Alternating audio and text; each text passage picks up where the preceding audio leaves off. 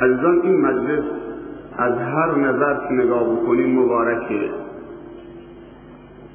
از حیث زمان، از حیث مکان، از حیث نوع عملی که در این زمان و زمین صورت می‌پذیرد و انجام می‌گیرد. عزیزان من، ایام مبارک نزد خداوند از میان 360 روز در رأس این ایام روز عرفات، روز 9 ذی‌حجه. روز عرفات بهترین روزهای ساله که بر اون آفتاب طلوع کرده.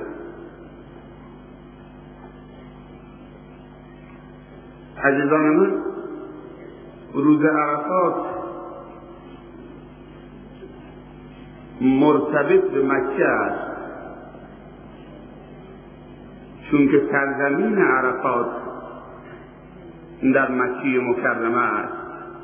اینجا تجمع میلیونی انسانهای عاشق و دلباخته به خدا و راه خدا که همه کفن پوشان ندای ملکوتیه و اذن فی الناس بالحج یأتوک رجالا و علی کل ضامر من کل فج عمیق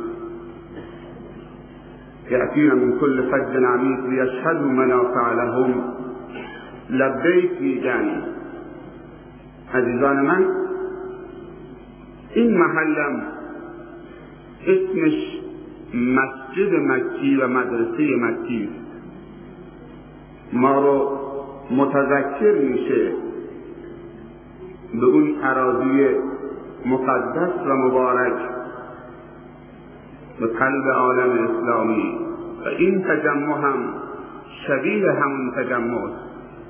اون تجمع برای رضای خدا بوده و هست و این تجمع هم برای رضای خدا بوده و هست.